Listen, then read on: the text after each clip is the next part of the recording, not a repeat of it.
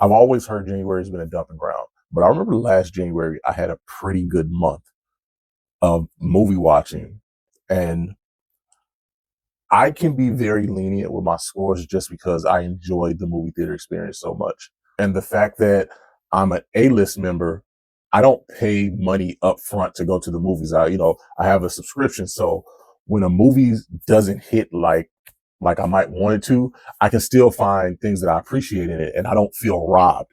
My trip to the movie theater was a gift enough, was serviceable enough for me to be satisfied. I just enjoy the experience of going to the movie theaters. And yeah, I'm not as harsh a critic because I don't feel like I'm wasting money.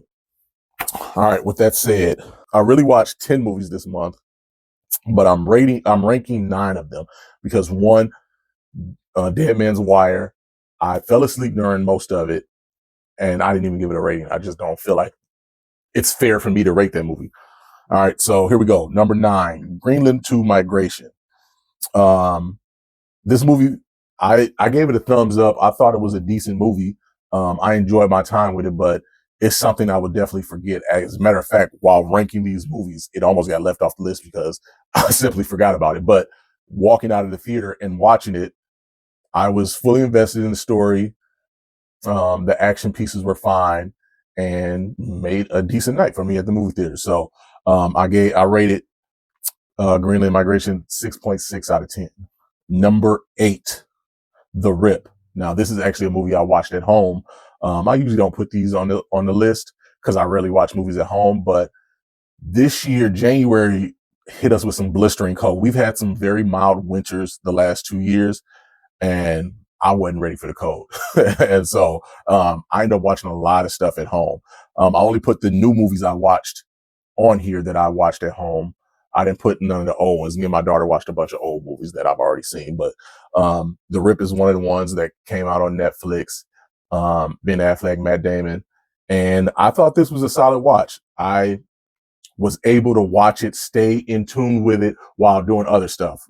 Randomly scrolling my phone, folding my clothes, but all in all, the story kept me engaged. I thought the action was pretty good, and I thought the tension between the police crew was really good. So this is a police crew. They do what they call a rip, where they're finding drug stash houses and then they turn the money in or whatever. They confiscate the money.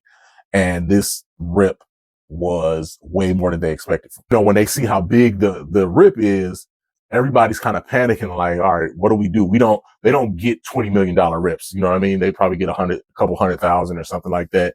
So the danger immediately escalated once they found this type of money. I just enjoyed the way all the characters reacted to it and not knowing who to trust and getting down to the mystery of what's going on and what do we do next. I thought it kind of ended like kind of sloppy action movie thriller stuff, and the ending wasn't nothing special. But overall, I enjoyed the movie and I enjoyed the way the plot progressed. And The Rip got a 6.6 out of 10 as well. Number 7, No Other Choice. Now, this is a movie I've been hearing all type of best picture buzz and things like that, so I had to see it. I never saw a trailer of it. I just been hearing movie talk, and people that talk movies talking about how good this movie was. And the movie was good, but I wouldn't dare consider this an Oscar movie or any type of award movie. Um, it's a foreign film, and you got to read the subtitles.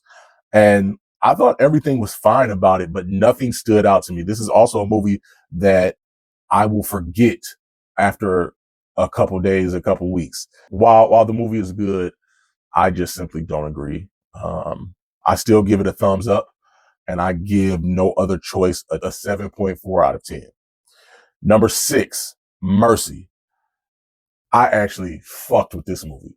Now, people talking shit, and the reason people are talking shit about this movie is because it's an AI movie. So they want to say it's made from AI. All the performances were lackluster, and it's just like a lazy AI movie. And it's far from that. What I enjoyed about the movie is the immersion of it. Watching this in IMAX and 3D, I felt like I was a part of the movie. So we open up the movie, Chris Pratt he created this AI system. He's some type of cop. He's created this AI system that becomes a judge, jury, and executioner. With murder trials, the defendant is guilty until they prove themselves innocent, and they have 90 minutes to do so, and they have to prove themselves innocent to this AI judge, and AI allows all their tools to their disposal to try to prove their innocence. And the immersion of the movie, the 3D, the sound quality, and it being in the IMAX, it helped me feel like I was Chris Pratt in this situation. And I was the one on trial having to prove myself. So all of the computer screens that are coming up, Chris Pratt's emotions when he comes to and wakes up and realizes where he's at, he's in this thing that he's built, and the seriousness of the situation. I felt all of that. And I didn't think Chris Pratt's performance was bad at all. I really felt his pain in this situation. I thought, the story was mad, something we've pretty much seen before, and the story and all that stuff was fine, but the immersion is what won me over, and it made me enjoy my time with this movie. So I really like this movie. I gave Mercy a 7.8 out of 10, and I give it 2 thumbs up. Number 5, Primate. Primate was a movie I had, for January. I had decent sized expectations for it. It looked like a fun thrill ride, and it was exactly what I expected it to be. Family pet chimp who gets rabies, then he goes off the rails and he's fucking everybody up. He goes off the rails and he's destroying everybody. Back in the day, I saw a documentary of a real life chimp that did this. And on top of the Jordan Peele Nope movie, where it was that chimp on the TV show that something happens and he snaps and he destroys the whole party. And like I said, what I expected is what I got out of this movie. Nothing more, nothing less. I thought the kills were gruesome.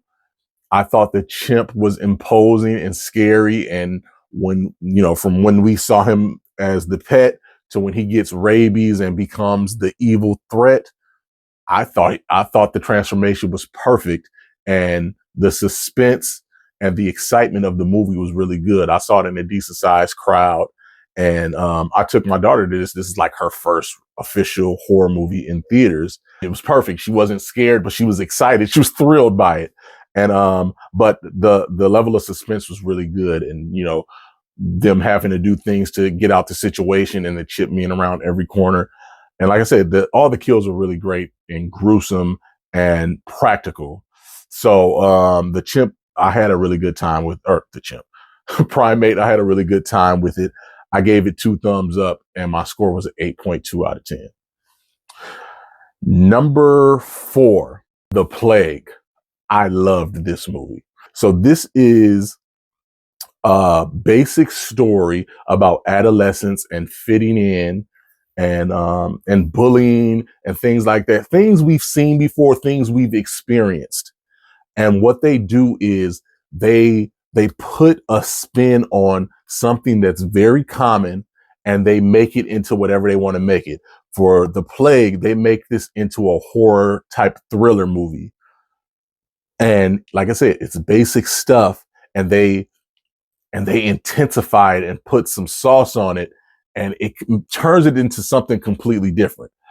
It was very smart. It studied how to navigate social hierarchies and fit into a group. It's simply boys at a swimming camp, and they're there for a week all together. You got your outsider kid that everybody picks on and nobody can talk to, otherwise you become the outsider. You got the alpha kid who controls everything and is bullying, and he controls who hangs out with who and what's funny and things like that. And the villain in this, the alpha kid, plays it to perfection. I couldn't stand his guts in this movie, and that's exactly how you want to feel in this. And then our protagonist, he's a new kid. He doesn't know what is what. He's meeting these kids for the first time, and he's just at water polo camp trying to fit in. Things are happening at home.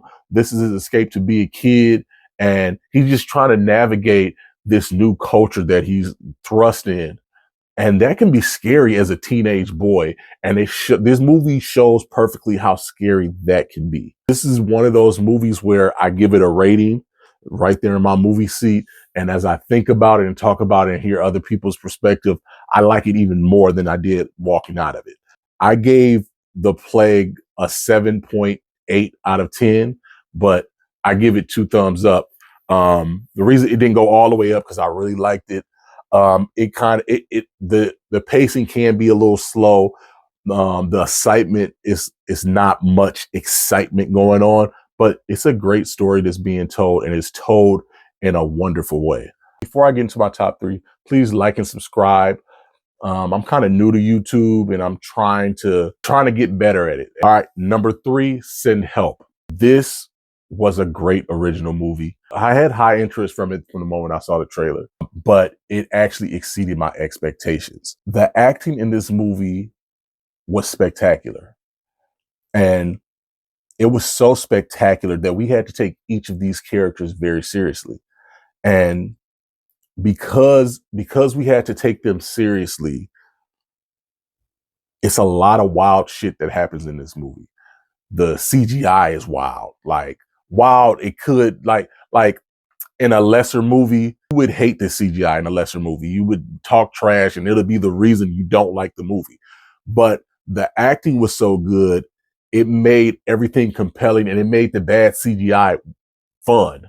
Rachel McAdams, my guy from Maze Runner, I can't think of what his name is. It's basically them two in most of the movie, and they were spectacular. Dylan O'Brien. Dylan O'Brien plays her asshole boss. Rachel McAdams is a hardworking, regular woman who loves Survivor, but she's kind of socially awkward and she's kind of the outcast of the office. But when it comes to doing work, she's a motherfucker. She's on top of everything. She gets stepped over for a promotion, and then they go on a work trip, and now she goes from being the employee to the boss because Dylan O'Brien, her boss, is injured and she has to take care of them while looking for help. I just thought that the chemistry and the dynamic between the two actors was great. The intense scenes were fun and intense and cringeworthy. It was very funny. I didn't expect it to be this funny. And it was very genre blending. It was so much stuff going on in here. It kept you on the edge of your seat wondering, and you couldn't figure out what was going to come next. And I really just had a great time with it. I gave Send Help a 7.6 out of 10, and I give it 2 thumbs up. Next, number 2, 28 years later, The Bone Temple. Now, I've talked about this a couple times. Bone Temple, this was a great movie. This was exceptionally directed by Nia DaCosta. The other 2 movies I've seen of Nia DaCosta's were Candyman and The Marvels. And both those movies, I thought they looked amazing, but I didn't like the movie or the story that was being told. I felt like Candyman got Jordan Peeled up in the story. And then The Marvels, I don't like Captain Marvel. What's that girl's name? Brie Larson. I just don't like her, and maybe that's what affected me. I did like the little girl, but anyways, her movies always looked great. I just didn't like the story behind them. And as far as I know, she wasn't writing any of the story, so I can't blame her for that. But now she finally got a hit, and her direction really shined in it, and I'm really happy for her because, like I said, I thought when I've watched her stuff, it's been good on her part. I just didn't like the story. This had the story. This had the direction. The visuals were great. The intensity was intense.